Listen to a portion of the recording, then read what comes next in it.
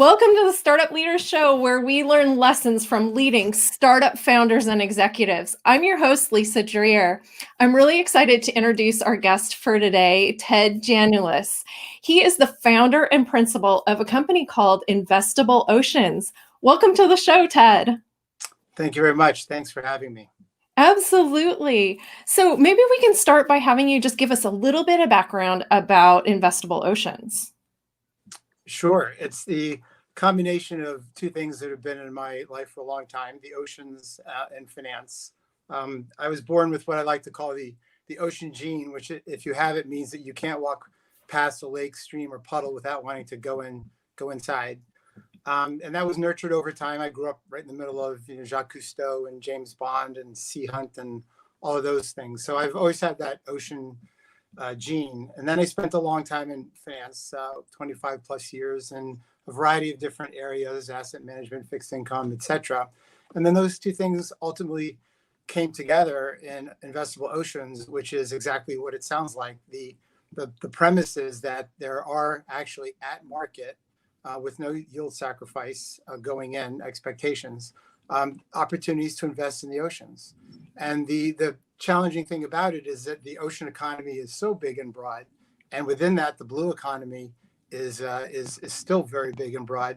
And the people who care about wind are not always the people who care about fish or plastics or robots. So the idea was to put it all in one place so that if you're either an offeror looking to raise funds for an ocean enterprise or you're an investor, there's a meeting place where research and analytical tools and other things come together to enable you to do that.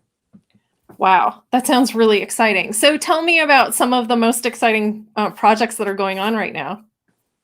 We're brand new. But I can tell you, if you take a step back and think about the investable world in the oceans, clearly things have been going on for a long, long time. Shipping is an example. Fossil fuels are an example. And now obviously there's a huge push for renewables. Plastics have undergone a big trajectory of sorts because they've gone from not being that much in the ocean consciousness over the last 5 or 6 years to being very front and center.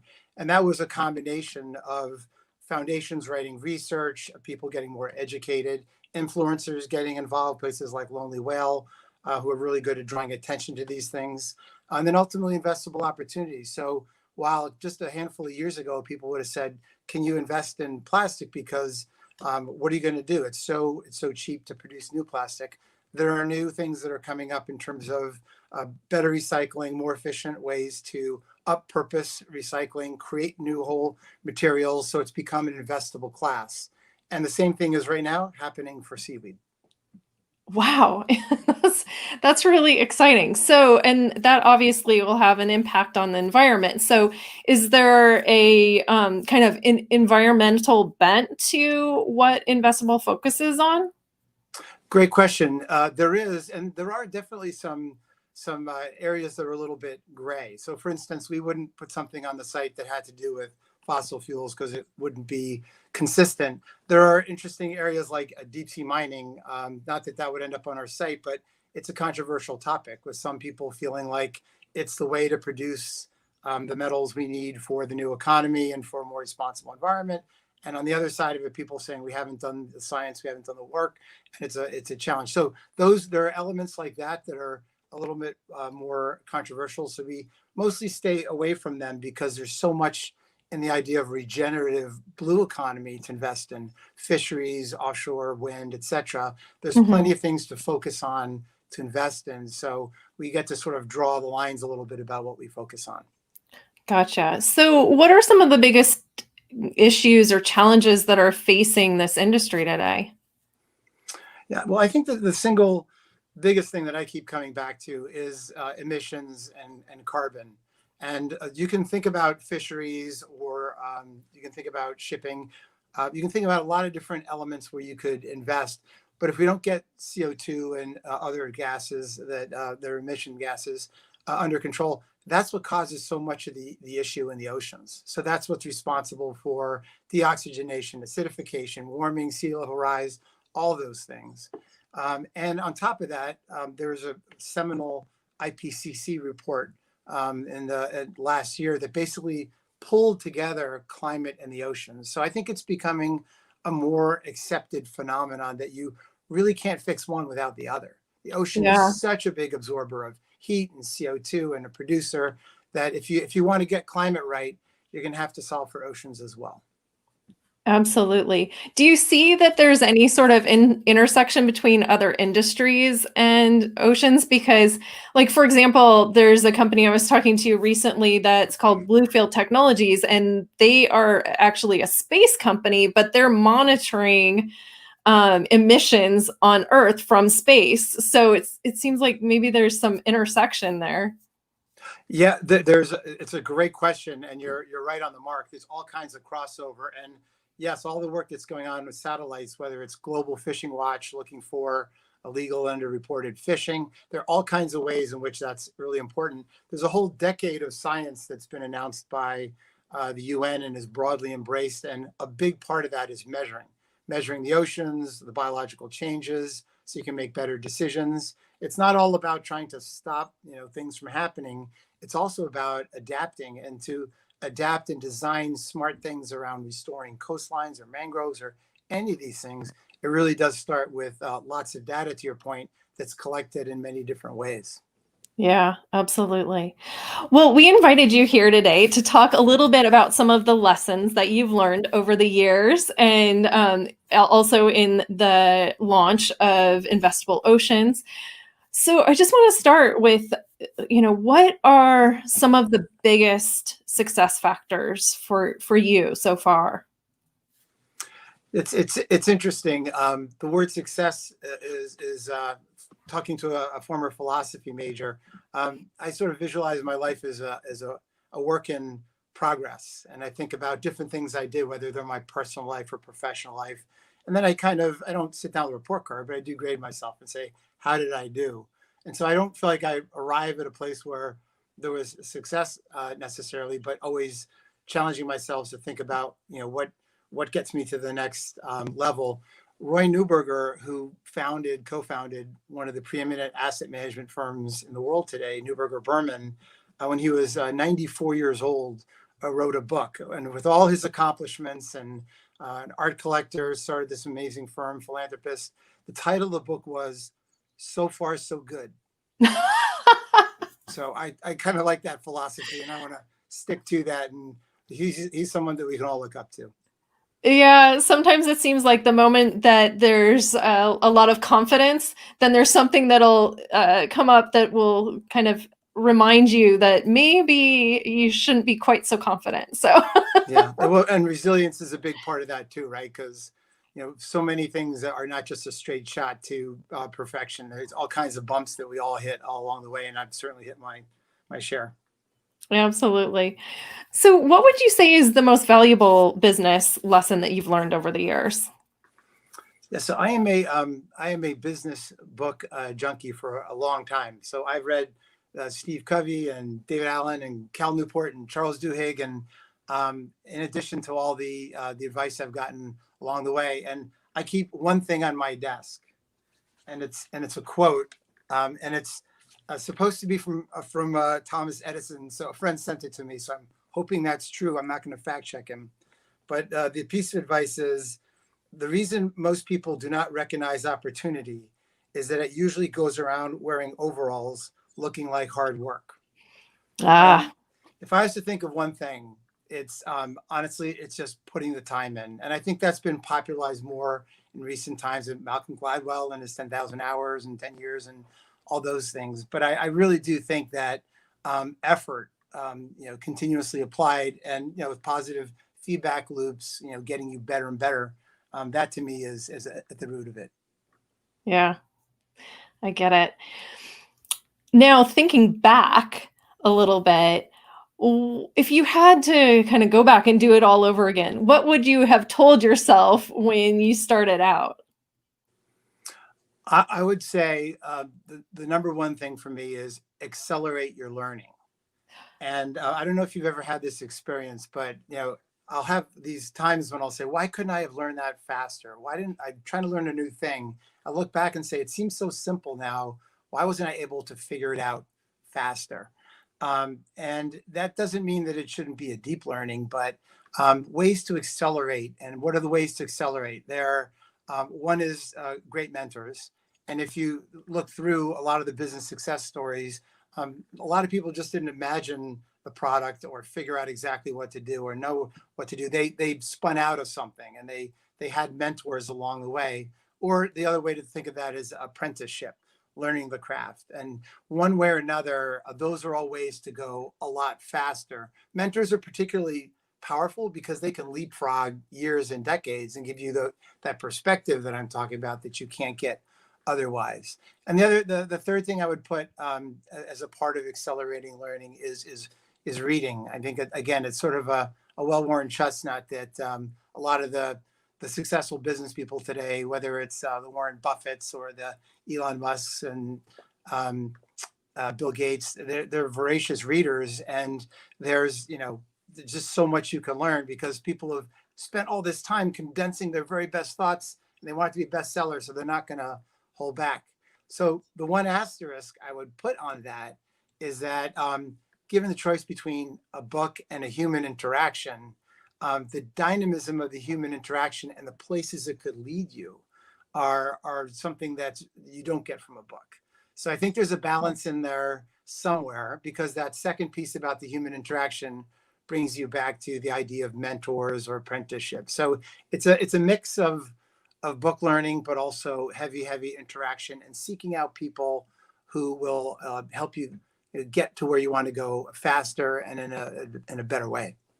Yeah, absolutely. So, what would be your advice in finding mentors or people to learn from like that? I think sometimes it can be difficult to kind of find someone to do that.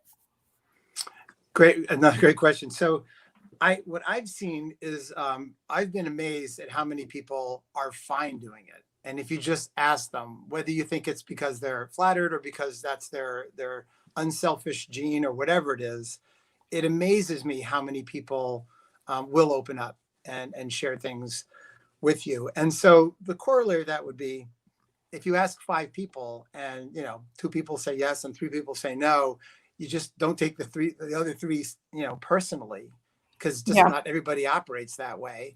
And just it's it's a numbers thing. There are definitely people in the world who, if you reach out and ask them their advice, they'll gladly share it, and you can build that into relationship. It's you have to invest in relationships. You can't start out with a big ask and like, I'm trying to do this and could you help this and write this letter to that person.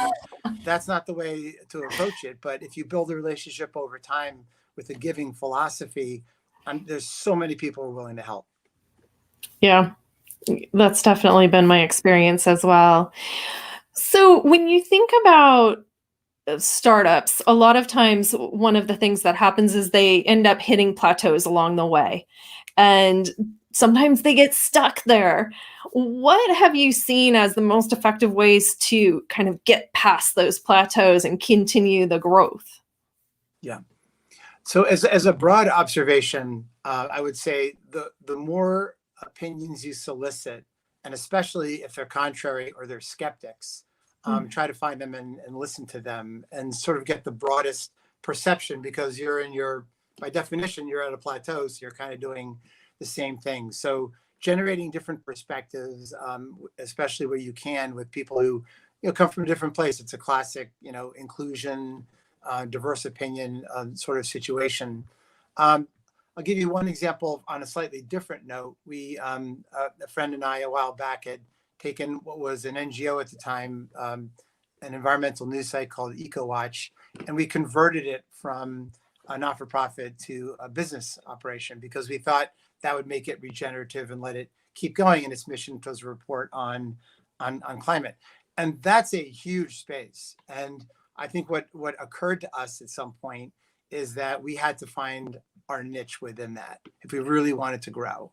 And what the niche we happen to choose, which is only relevant because it shows a narrowing, is we said, you know what, we want to be credible. We don't want to be a sort of a biased one of putting forth something. Obviously, our name was EcoWatch, so people know we care about, but we wanted to really get good marks for good documentation, for the way we present things and being balanced. But then the other things we did was we said we're going to keep our stories short. We've always republished what other people did, respecting all copyright laws, etc. And then write things that are very topical, but not try to do all the original reporting.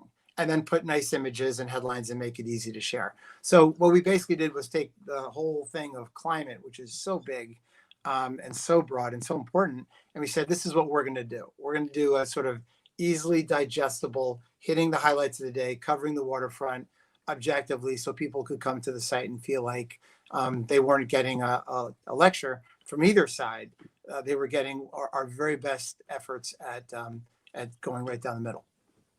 Yeah. So that actually brings up another potential lesson there, which is, a lot of times companies, they try to go broad and they get so broad that they don't really have then that really strong market position. And so how did you decide what to narrow in on? It's a great question. There's a market dynamic. Do we think anybody was out there?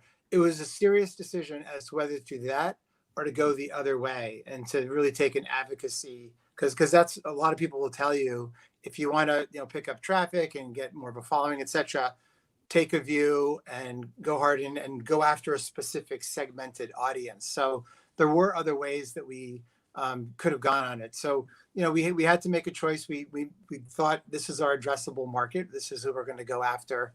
And that's what we did. And, thankfully up to now, it's worked out. But as you can imagine, environmental journalism is, I don't think it's made many unicorns, but it's important work, and it's good work. And the people who do it, by the way, people involved in climate broadly, I've just found are people who really care and really, really put it all out there. And I really respect that. Absolutely. So I want to end with one final question, and that is with your one big prediction about what will happen in the ocean's broader field, I guess.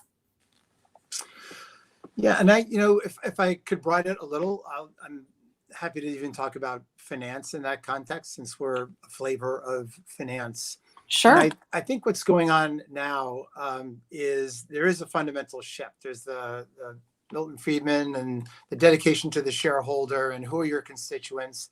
And that model has been around, post World War II, certainly, but it's been around for a long, long time.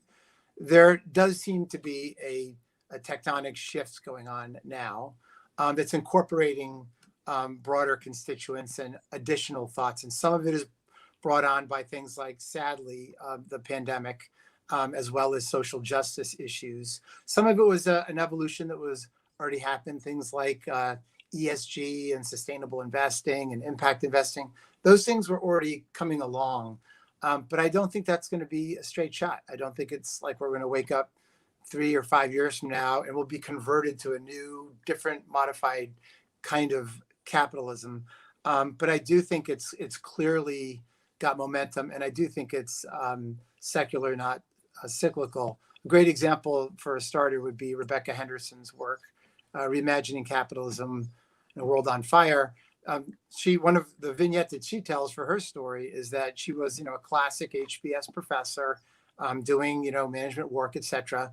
And then she realized the importance of climate. And some people said, you should go do climate because the climate needs people like you. And she was like, I'm going to do climate, but I'm going to do it from right here. And that version of integration and embedding things and slowly moving the system, I think it's a huge tectonic shift. I just don't think it's going to be a straight line, or you're going to wake up in 1 year or 2 years, even 3 years, and see it all complete. It's an evolution. Yeah. Well, like so many things, right? Things take time. Wow. Well, I really appreciate your lessons as well as your predictions. So as that comes to pass, we'll have to get together and talk about it some more. I really appreciate you making time to be here today, Ted, and really look forward to talking with you again. Thank you so much. Thanks for having me, and I've enjoyed our dialogues as well. So I hope those keep going too, Lisa. Absolutely. My pleasure. Thank you.